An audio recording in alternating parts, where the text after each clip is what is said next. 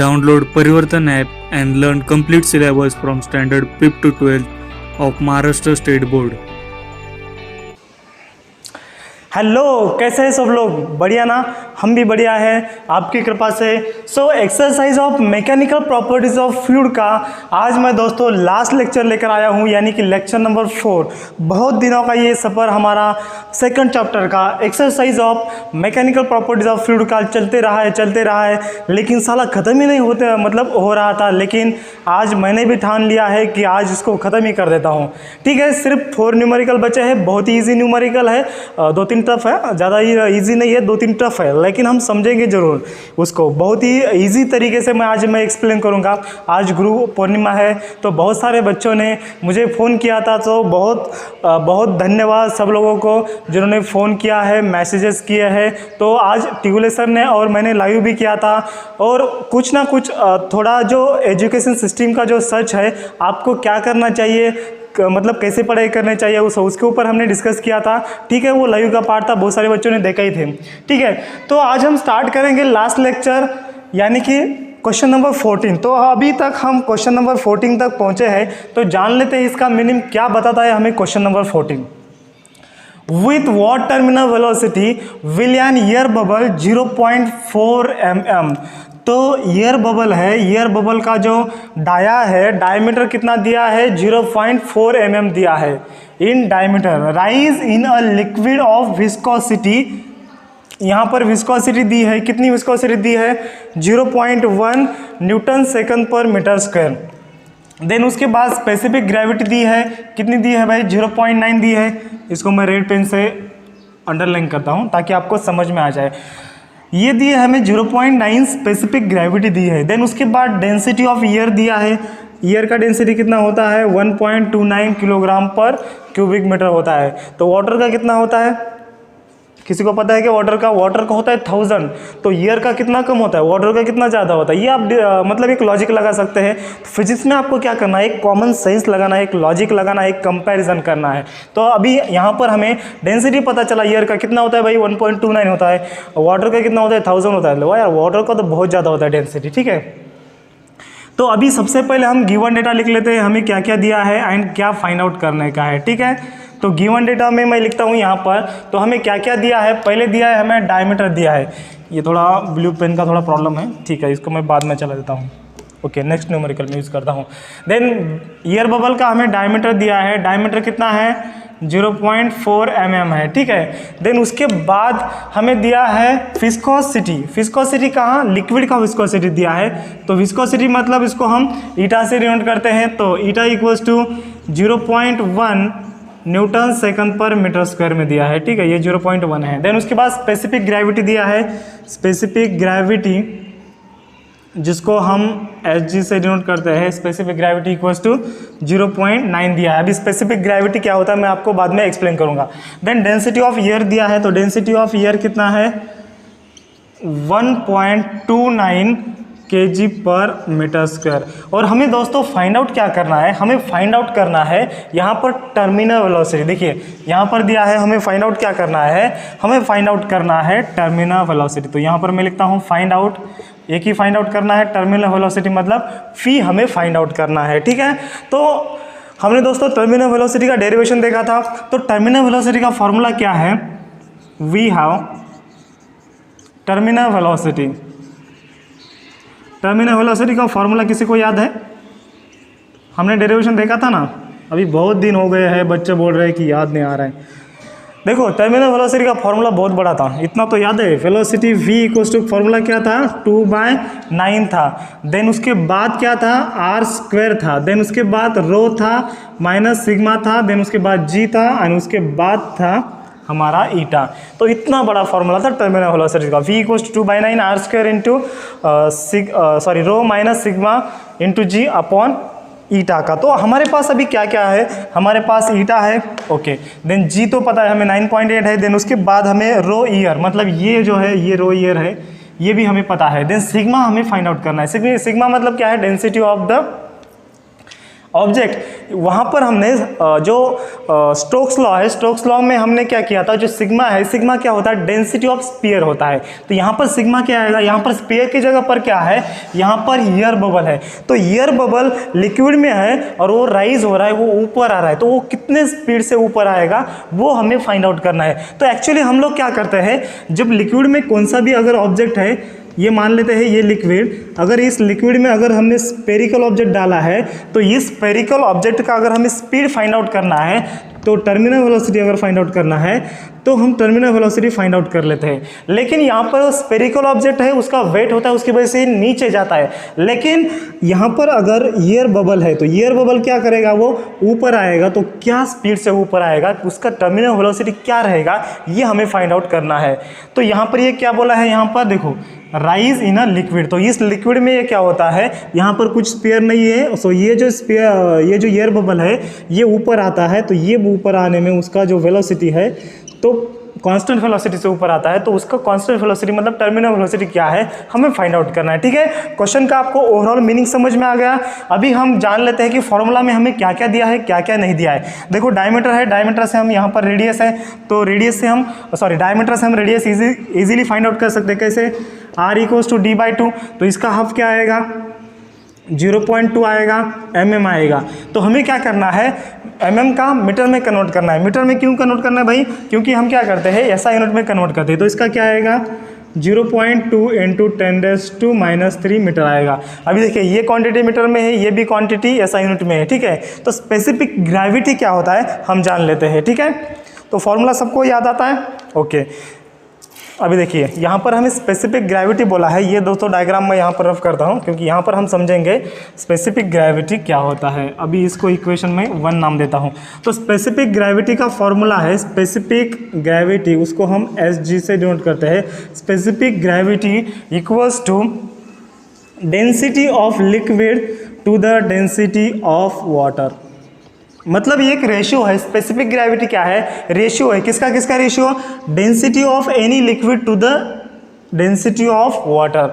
मतलब हम क्या करते हैं, स्पेसिफिक ग्रेविटी जब फाइंड आउट करते हैं तो वाटर का क्या डेंसिटी है उसके साथ उसको रिलेट करते हैं, तो हमें मिलता है स्पेसिफिक ग्रेविटी, मतलब with respect to density of water आता है। तो यहाँ पर हमें स्पेसिफिक ग्रेविटी दिया है, कितना दिया है स्पेसिफिक ग्रेविटी, यहाँ पर 0.9 दिया है, equals to density of liquid हम फाइंड आउट करेंगे एंड उसके बाद हमें दिया है density of water. Density of water कितना होता है, 1000 होता है। तो इसको दोस्तों मैं यहाँ पर आगे लिखता हूँ, देखिए बहुत ईजी है, हमें फाइंड आउट करना है डेंसिटी ऑफ लिक्विड।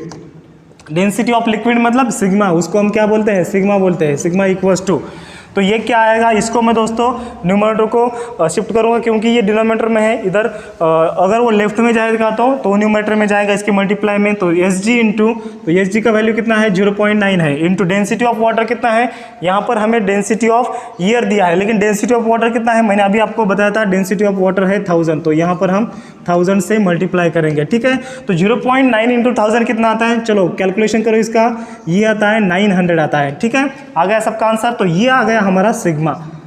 ये डेंसिटी ऑफ लिक्विड क्या होता है, डेंसिटी ऑफ लिक्विड मतलब यहाँ पर ये सिग्मा होता है। ये मतलब क्या होता है, रो लिक्विड, इसको हम ऐसे ही बोल सकते हैं, या फिर फॉर्मूला में स्टैंडर्ड सिग्मा दिया है। तो सिग्मा क्या होता है, डेंसिटी ऑफ द लिक्विड होता है, एंड रो क्या होता है, डेंसिटी ऑफ द ऑब्जेक्ट होता है। तो ऑब्जेक्ट यहाँ पर क्या है, एयर बबल है, तो एयर बबल का डेंसिटी, एयर का डेंसिटी आ गया माइनस सिग्मा, मतलब डेंसिटी ऑफ द लिक्विड आ गया। ठीक है, तो हमें डेंसिटी मिल गया, मतलब हमें जो पूरे फॉर्मूला में जो वैल्यू है वो हमें मिल गए। अभी हम क्या कर लेते हैं कि डायरेक्टली फॉर्मूला में वैल्यू पुट कर लेते हैं। तो आप इसका एक स्क्रीनशॉट ले सकते हैं। अभी हम डायरेक्टली वैल्यू पुट करेंगे फॉर्मूला में। ठीक है, ये तो हमें गिवन लगेगा। देखिए इसको मैं रब करता हूँ, ठीक है, इसको भी रब करता हूँ और हमारे पास सिग्मा मिला है, सिग्मा।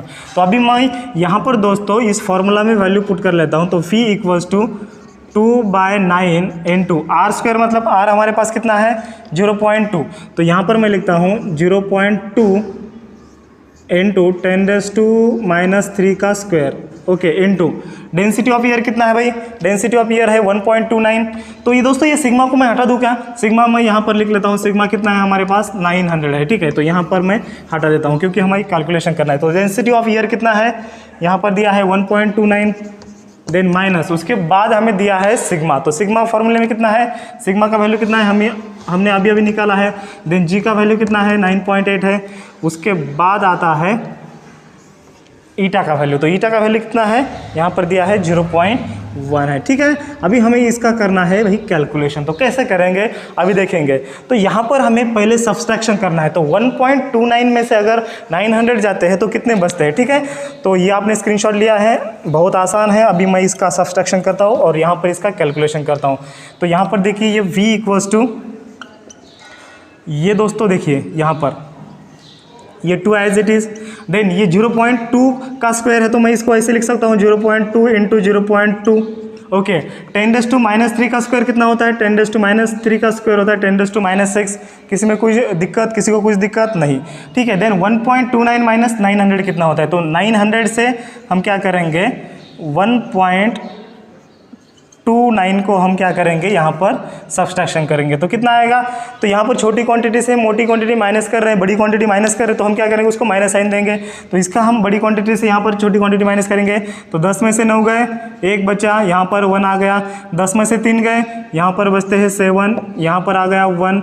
10 में से 2 गए, यहाँ पर बच गए 8, यहाँ पर आ गया 1। 10 में से 1 गया, यहाँ पर आ गया 9, यहाँ पर बच गया 1। 8 में से 1 गए, यहाँ पर बच गया 9। तो ये इसका सब्सट्रैक्शन कितना आ गया माइनस। ये देखो छोटे क्वांटिटी से हम बड़ी क्वांटिटी माइनस कर रहे हैं, सब्सट्रैक्ट कर रहे हैं। तो इसका क्या आ गया माइनस 898.71 आ गया। ठीक है, इंटू कितना आता है, इंटू आता है 9.8। तो 9.8 को मैं यहाँ पर लिखता हूँ। ये देखो 9.8 को मैंने पहले लिखा है, डिवाइडेड अपॉन कितना आता है, ये 9 इंटू 0.1 आता है। ठीक है, 9 इंटू 0.1 कितना होता है, इसको मैं 0.9 लिख सकता हूँ क्या, नहीं लिख सकता हूँ, बिल्कुल। तो अगर आप इसका कैलकुलेशन करेंगे तो इसका कैलकुलेशन कितना आएगा भाई, देखिए इसका आपको मल्टीप्लिकेशन करना है। 2 इंटू 0.2 इंटू 0.2 कितना होता है, 2 इंटू 2 कितना होता है 4 होता है, तो 0.04 आएगा। 0.04 इंटू 2 कितना होता है 0.08, 0.08 आ गया। इंटू ये 9.8, ये माइनस साइन मैं पहले लेता हूँ। अभी देखिए ये माइनस को मैंने यहाँ पर लिया है तो ये माइनस आएगा। ये क्या आता है 898.71 अपॉन 0.9। तो इसका अगर आप मल्टीप्लिकेशन डिवाइडेशन करेंगे तो आपके पास आंसर क्या आएगा, और ये आता है 10⁻⁻6। ठीक है, तो इसका अगर आप मल्टीप्लिकेशन डिवीजन करेंगे तो यहाँ पर आंसर आता है, मैंने यहाँ पर दोस्तों फाइंड आउट किया है।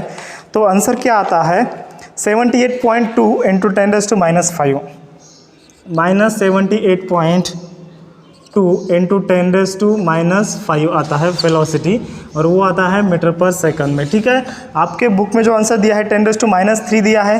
तो अगर इसको दोस्तों हम 2 डिजिट से अगर लेफ्ट की ओर शिफ्ट करेंगे तो हमारा आंसर क्या बन जाएगा, अगर इसको हम 2 डिजिट लेफ्ट की ओर शिफ्ट करेंगे तो हमारा आंसर बन जाएगा φ इक्वल्स टू माइनस 0.78। देखिए ये पॉइंट इधर है, इसको हम लेफ्ट की ओर शिफ्ट कर रहे हैं, मतलब ये पावर क्या हो जाएगा,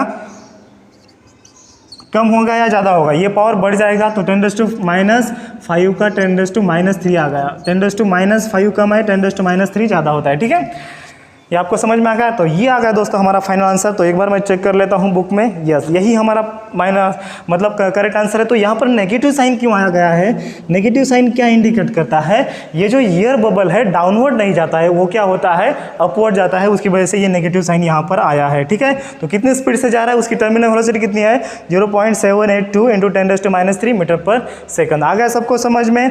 ठीक है, अब इसका एक आप स्क्रीनशॉट ले सकते हैं। देखिए अभी स्टेप कैसा है, ये कैलकुलेशन के बाद आपको सीधा जाना है यहाँ पर, ये मैंने यहाँ पर रफ कैलकुलेशन किया है, आपको जाना है इस स्टेप के बाद डायरेक्टली यहाँ पर जाना है। देखिए जुप जुप जुप जुप जुप मैं यहाँ पर आ गया, तो ये स्टेप फॉलो करना है, और ये स्टेप के बाद आपको ये फाइनल आपके बुक में का आंसर दिया है, ये सेम है, ये भी आंसर सेम है, ये भी आंसर सेम है, सिर्फ पॉइंट का यहाँ पर डिफरेंस है, पॉइंट को हमने शिफ्ट किया है। ठीक है, आ गया सबको समझ में। So take the screenshot. अभी हम बढ़ेंगे हमारे अगले न्यूमेरिकल की ओर, that is the numerical number 15। चलो टुक टुक टुक टुक टुक टुक टुक। तो यहाँ पर मैंने 15 नंबर का न्यूमेरिकल लिखा है। तो क्या है ये 15 नंबर का numerical, the speed of water is 2 meter per second. Water का स्पीड हमें दिया है 2 मीटर पर सेकंड। ठीक है, no problem. Throw a pipe of a internal diameter, जिसका डायमीटर 10 सेंटीमीटर है, जिस पाइप का डायमीटर यहाँ पर मैं लिखता हूँ, जिस पाइप का डायमीटर 10 सेंटीमीटर है, ये 10 सेंटीमीटर है। ठीक है, तो स्पीड कितना दिया है वाटर का, तो ये स्पीड दिया है वाटर का 2 मीटर पर सेकंड यहाँ पर। ठीक है, तो देन उसके बाद what should be the internal diameter of nozzle if the pipe, if the speed of the water at nozzle is 4 meter per second. तो यहाँ पर नोजल है, तो नोजल मतलब पाइप, ऐसे देखो तो ये नोज़ल है, तो ये नोज़ल से क्या हो रहा है, पानी बाहर आ रहा है। कितने स्पीड से बाहर आ रहा है, यहाँ पर जो इनलेट स्पीड था पानी का कितना था, 2 मीटर पर सेकंड था। ये पाइप में से जो स्पीड था पानी का कितना था, 2 मीटर पर सेकंड, जिसका डायमीटर 10 सेंटीमीटर है। तो यहाँ पर जब नोज़ल से पानी बाहर जाएगा तो या फिर जब नोज़ल में पानी आएगा तो उसका स्पीड बढ़ेगा 4 मीटर पर सेकंड। तो यहाँ पर स्पीड बढ़ रहा है, तो हमें इस नोज़ल का डायमीटर फाइंड आउट करना है कि नोज़ल का डायमीटर कितना हो सकता है, कितना हो जाएगा। ठीक है, तो यहाँ पर दोस्तों मैंने जब आपको कंटिन्यूटी का इक्वेशन पढ़ाया है, तो कंटिन्यूटी का इक्वेशन क्या है, A1 φ1 इक्वल्स टू A2 φ2। तो यहाँ पर क्या होता है, इनलेट इक्वल्स टू उसको क्या बोलते हैं, उसको क्या बोलते हैं, amount of fluid enters at inlet equals to amount of fluid enter at outlet. तो इसको हम क्या बोलते हैं, A1 φ1 इक्वल्स टू A2 φ2। मतलब जितना अमाउंट ऑफ फ्लूइड एंटर होता है पाइप में, उतना ही अमाउंट ऑफ फ्लूइड बाहर जाता है फ्लूइड के, मतलब पाइप से बाहर जाता है। ये होता है ये A1 φ1 इक्वल्स टू A2 φ2, जिसको हम कंटिन्यूटी के इक्वेशन से जाने जाते हैं, जिसको हम मतलब कहते हैं कंटिन्यूटी इक्वेशन। ठीक है, तो आपको यहाँ पर एक चीज़ पता हो जाएगी, क्योंकि देखो अगर पाइप का डायमीटर, अगर स्पीड बढ़ रहा है तो यहाँ पर क्या हो रहा है, अगर स्पीड बढ़ रहा है तो डायमीटर क्या हो जाएगा, डायमीटर कम होते जाएगा। तो यहाँ पर नोजल मतलब पहले पाइप इतना था तो यहाँ पर कम हो गया, मतलब स्पीड बढ़ गया है। अगर डायमीटर बढ़ेगा तो स्पीड क्या होगा, स्पीड क्या हो जाएगा, कम हो जाएगा। ठीक है, तो कंटिन्यूटी का इक्वेशन ये है, ये आपको इक्वेशन लिखना है, फॉर्मूला में वैल्यू पुट करना है एंड आपको आंसर फाइंड आउट करना है। ठीक है, तो अभी हम जान लेते हैं गिवन हमें क्या क्या दिया है। The speed of water is, तो पहले φ1 गिवन डेटा, तो गिवन डेटा में हमें क्या दिया है, यहाँ पर स्पीड ऑफ वाटर दिया है, दैट इज हम उसको v1 मान लेते हैं। कितना है भाई, 2 मीटर पर सेकंड है। एंड उसका डायमीटर, मतलब उसका डायमीटर हम d1 मान लेते हैं, पहला कितना था, 10 सेंटीमीटर है। ठीक है, देन उसके बाद what should be the internal diameter of nozzle of the pipe if the speed of water at nozzle, मतलब जब स्पीड बढ़ेगा φ2 कितना हो जाएगा, 4 मीटर पर सेकंड हो जाएगा, 4 मीटर पर सेकंड। तब हमें फाइंड आउट करना है कि नोज़ल का डायमीटर d2 क्या आएगा, हमें फाइंड आउट करना है। ठीक है, आ गया सबको समझ में, इसको मैं रब करता हूँ। तो हमें कंटिन्यूटी का यहाँ पर इक्वेशन यूज़ करना है, तो यहाँ पर अभी हम कंटिन्यूटी इक्वेशन यूज़ करते हैं। देखो, बाय कंटिन्यूटी इक्वेशन क्या आता है, A1 φ1 इक्वल्स टू A2 φ2। ठीक है, तो यहाँ पर मैंने दोस्तों यूनिट कन्वर्जन क्यों नहीं किया, देखो यहाँ पर मीटर पर सेकंड ऐसा यूनिट है, लेकिन डायमीटर का सेंटीमीटर है, तो यहाँ पर मैं यूनिट कन्वर्जन क्यों नहीं कर रहा हूँ, क्योंकि यहाँ पर भी डायमीटर है लेफ्ट साइड को और राइट साइड को भी डायमीटर है, तो ये क्या हो जाता है, यूनिट यूनिट कैंसिल हो जाता है। तो यहाँ पर भी वेलोसिटी है, तो यहाँ पर भी वेलोसिटी है, तो हमें जब न्यूमरेटर का जो वैल्यू है वही अगर सेम वैल्यू अगर डिनोमिनेटर में है, सेम वैल्यू नहीं, सेम यूनिट का वैल्यू, सेम यूनिट का वैल्यू अगर लेफ्ट साइड को है, वही सेम यूनिट का वैल्यू अगर राइट साइड को है, तो हमें यूनिट चेंज करने की आवश्यकता नहीं है। देखो आई रिपीट, अगर दोस्तों मीटर का सेंटीमीटर का वैल्यू न्यूमरेटर में है, अगर सेंटीमीटर का वैल्यू डिनोमिनेटर में भी है, तो यहाँ पर हमें यूनिट चेंज करने की आवश्यकता नहीं है। ये एक केस हो गया। सेकंड केस में अगर सेंटीमीटर का वैल्यू या फिर CGS यूनिट का वैल्यू अगर लेफ्ट साइड में है एंड दूसरा वैल्यू CGS यूनिट का अगर राइट साइड में है, तो ये कैंसिल हो जाते हैं, ये कैंसिल हो जाते हैं। तो यहाँ पर हमें यूनिट चेंज करने की कोई आवश्यकता नहीं होती है। तो यहाँ पर क्या आ जाता है, अगर हम सेंटीमीटर में रखेंगे तो हमारा फाइनल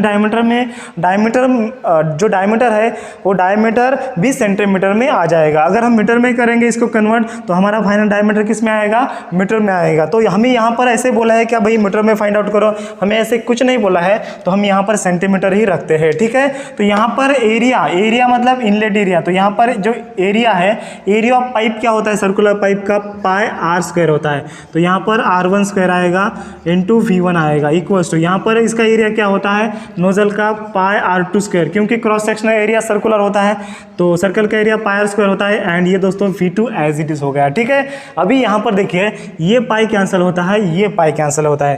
अभी हम एक जुगाड़ करेंगे यहाँ पर, क्योंकि यहाँ पर देखिए यहाँ पर जो रेडियस है, हमें तो यहाँ पर डायमीटर फाइंड आउट करना है एंड हमें एक डायमीटर दिया है, तो इस रेडियस को डायमीटर में कैसे कन्वर्ट करें, यहाँ पर एक दिक्कत आ जाती है। तो हम एक जुगाड़ कर लेते हैं। देखो देसी जुगाड़, हमारा इंडियन वाला जुगाड़ क्या कर लेते हैं, हम लेफ्ट साइड को 4 से मल्टीप्लाई करेंगे एंड राइट साइड को 4 से मल्टीप्लाई करेंगे, तो क्या आएगा, ये 4r1² into v1 equals to 4r2² into v2 आता है। ठीक है, ये r1² आता है, ये r2² आता है, सॉरी ये R1 है ना, ये पहले वाला R1 है एंड ये सेकंड वाला R1 है, R2 है, ठीक है। और इसका ये स्क्वायर है R2 का स्क्वायर। तो अभी देखिए इसको मैं कैसे लिखता हूँ, ये 4R स्क्वायर को मैं ऐसे लिखता हूँ, ये 2R1 स्क्वायर ऐसे लिख सकता हूँ क्या, नहीं लिख सकता हूँ। देखो 4R स्क्वायर को मैं इन ब्रैकेट 2R स्क्वायर लिख सकता हूँ। अगर ब्रैकेट का स्क्वायर है तो यहाँ पर अगर इसको हम स्क्वायर कर देंगे तो 2 का स्क्वायर 4 आ जाएगा एंड R1 का स्क्वायर R1 स्क्वायर आ जाएगा, ठीक है। तो एज इट इज़ हमारा ये वैल्यू आता है, इंटू आएगा ये V1 आता है, ठीक है, इक्वल्स टू अभी 4R स्क्वायर को मैं ऐसे लिखूंगा 2R2 स्क्वायर इंटू क्या आता है V2 आता है, तो यहाँ पर मैं इंटू V2 लिखूंगा, ठीक है। आ गया सबको समझ में। तो यहाँ पर मैं थोड़ा छोटे अक्षर में लिखा हूँ क्योंकि हमारे पास स्पेस कम है। देखिए उसके बाद क्या होता है, ये 2R मतलब क्या होता है, डायमीटर होता है। देखो डायमीटर जो होता है 2 टाइम्स रेडियस होता है। अगर किसी भी सर्कल का अगर हमें डायमीटर फाइंड आउट करना है तो ये क्या होता है, डायमीटर ये 2 टाइम्स रेडियस होता है। ये R होता है, ये R होता है, मतलब 2R क्या होता है, डायमीटर होता है। तो यहाँ पर ये आएगा diameter D1 square into V1 आएगा equals to D2 square into आएगा ये V2। तो हमें फाइंड आउट क्या करना है, D2 फाइंड आउट करना है। तो D2 स्क्वायर इक्वल्स टू इस V2 को हम लेफ्ट को शिफ्ट करते हैं तो क्या आएगा, ये D1 square into V1 upon ये आएगा V2 आएगा, ठीक है। ये हो गया हमारा अभी फार्मूला का रीअरेंजमेंट। अभी इसका एक स्क्रीनशॉट लीजिए। अभी यहाँ पर हम वैल्यू पुट कर लेते हैं, इसको मैं रब करता हूँ। देखो बहुत आसान सा है, अभी डायरेक्टली हमें वैल्यू पुट करना है। इसको भी रब करता हूँ, ठीक है। तो ये क्या आएगा, यहाँ का स्टेप यहाँ आएगा हमारा, ये आएगा, ठीक है। तो D2 स्क्वायर को एज इट इज़ लिखता हूँ इक्वल्स टू D1 स्क्वायर का वैल्यू क्या है, D कितना है भाई 10 है, तो 10 का स्क्वायर कितना होता है, 10 इंटू 10 होता है, ओके। देन V1 का वैल्यू कितना है, V1 का वैल्यू है 2। देन उसके बाद V2 का वैल्यू कितना है, 4 है। तो यहाँ पर मैं 4 पुट करता हूँ, तो ये कितना आएगा, 2 2 जार 4, तो ये आएगा यहाँ पर 5। तो 10 5 जार कितने होते हैं, 50 होते हैं। तो ये आता है भाई D2 स्क्वायर। तो अगर हम इसका स्क्वायर रूट निकालेंगे तो इसका स्क्वायर रूट क्या आएगा, D2 equals to under root of 50। तो इसका अंडर रूट 50 का वैल्यू या फिर स्क्वायर रूट 50 का वैल्यू क्या आता है, तो यहाँ पर मैंने निकाला है। तो आप ये लॉग टेबल से निकाल सकते हैं। तो अंडर रूट 50 का वैल्यू क्या आता है, कहाँ गया, तो अंडर रूट 50 का अंडर रूट 59 का वैल्यू कितना आता है, 7 आता है। तो अंडर रूट 50 का वैल्यू आता है 7.07 आता है और ये आता है सेंटीमीटर में, क्योंकि हमने यहाँ पर जो D1 यूज़ किया था वो सेंटीमीटर का यूज़ किया था।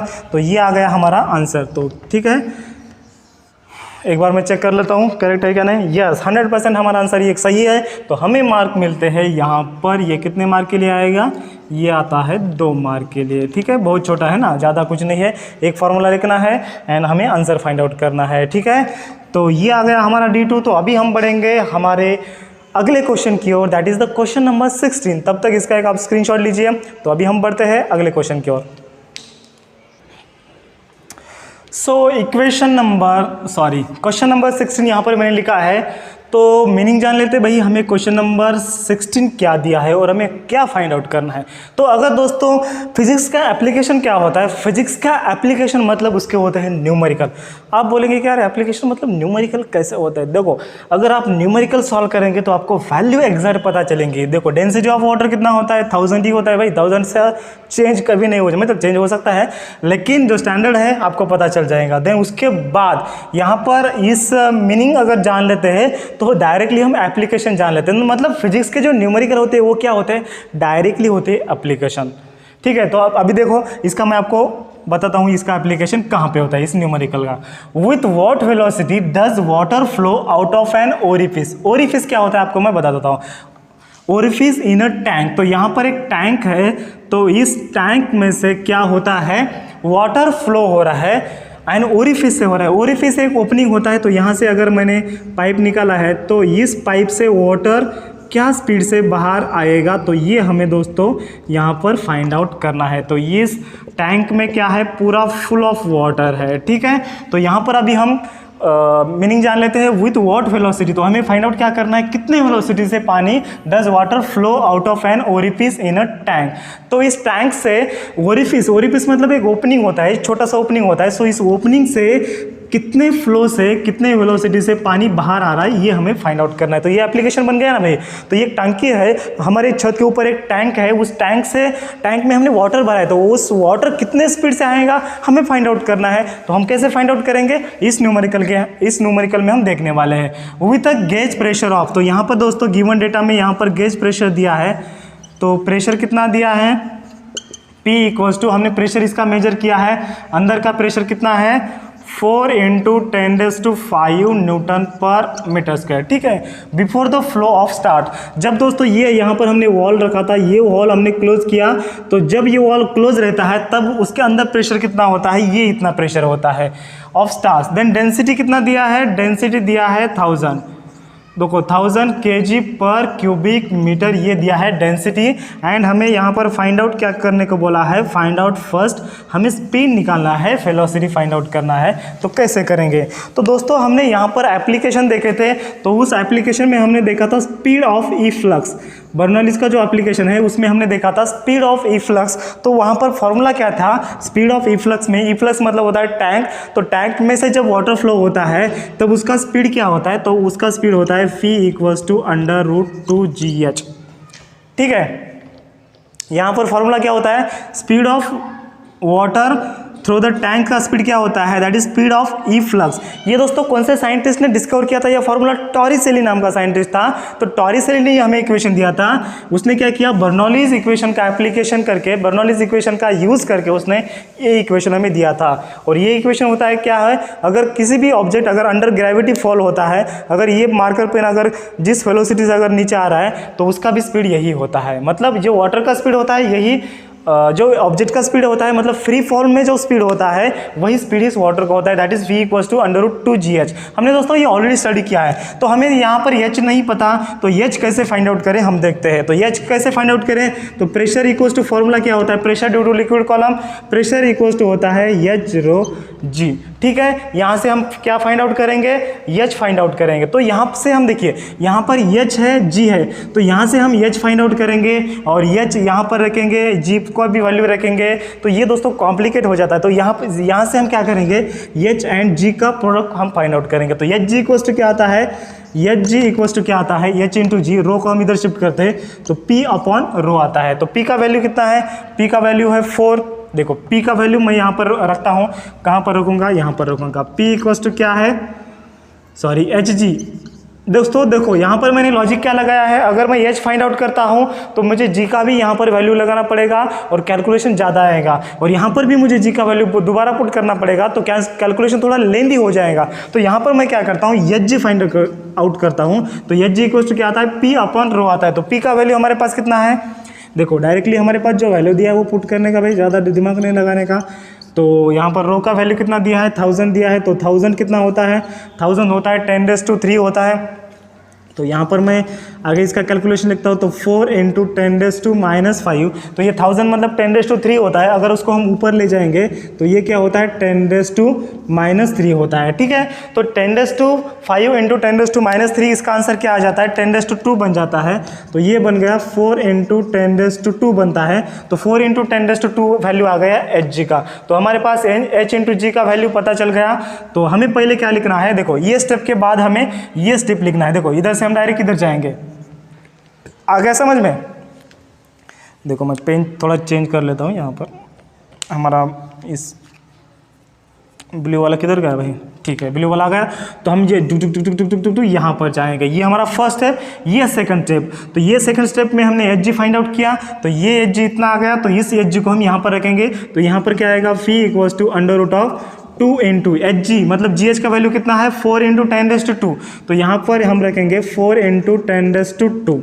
तो इसका वैल्यू कितना आ जाएगा, ये 4 × 10⁻² मतलब क्या होता है, 400 होता है। तो 400 × 2 कितने आ जाएंगे, 800 आ जाएंगे। तो इस 10⁻² को मैंने हटा दिया, तो ये क्या हो जाएगा, ये 400 हो जाएगा। तो 400 × 2 कितना होता है, 800 होता है। तो 800 का अगर हम अंडर रूट निकालेंगे बाय यूजिंग लॉग टेबल तो कितना आ जाएगा भाई, यहाँ पर बहुत अंधेरा छा गया है, काफ़ी बादल घने आ गए हैं। तो यहाँ पर हमारा आंसर आता है 28.28। तो कितना आता है इसका, 28.28 मीटर पर सेकंड।